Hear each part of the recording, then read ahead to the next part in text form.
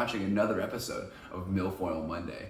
This is where we go over an invasive or non-invasive plant that you might find in your body of water. We go over its characteristics, where it grows, how it grows, and of course my favorite segment, can it be bottom barriered? This week's plant is called the Fanwort. So, what are its characteristics? Well, it's an aquatic perennial, and as we discussed in other videos, it means its root systems last for more than 2 years. So it does last a long time. It's a Class B noxious weed in Washington State, which again means there's not specific funding for it, but if a community does make enough noise, you can obtain funding from your local community. You may have to form a lake stewardship group though. So, how did it get here?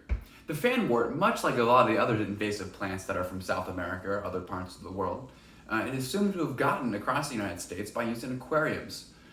These beautiful fan-like feathers really do look great from above and in the water, but unfortunately when it's not native, they do tend to outcompete the native species. The fanwort is rooted with short, fragile rhizomes, so they can actually be removed pretty easily. It grows in depths of 3 to 10 feet of water, and its defining characteristic is that the stems become brittle in late summer. We'll touch back on this later, but that's important.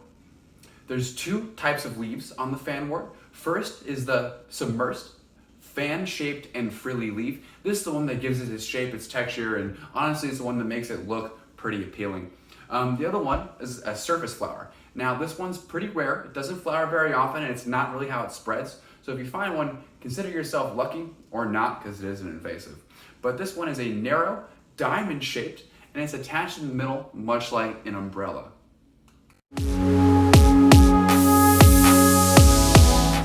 So, why is the fanwort a problem?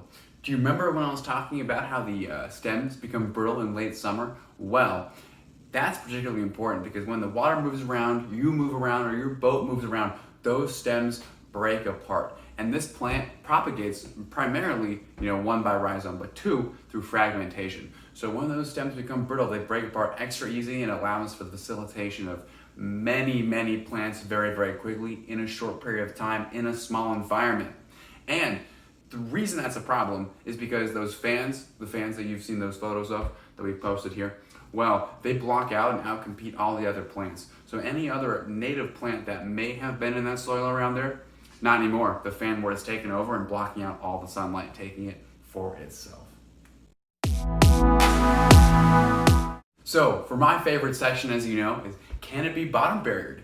And the answer is, honestly, probably yes. It probably can, because it does have a short, fragile rhizome. You probably could block out its root system using a bottom barrier. Now, here's where it gets tricky. Very little to almost no research has been done on the effectiveness of bottom barriers to the fanwort plant specifically. So, you know what that means? I guess we're gonna have to try it. So if you or someone you know is suffering from a fanwort, please let them know, let us know. We'll come out and we'll put a little section of bottom barrier down, and maybe we can be the first scientific study to make it happen. How does that sound? On a separate note, the other methods that have been studied to control growth of the fanwort are 2 things. One is the introduction of grass carp into an environment.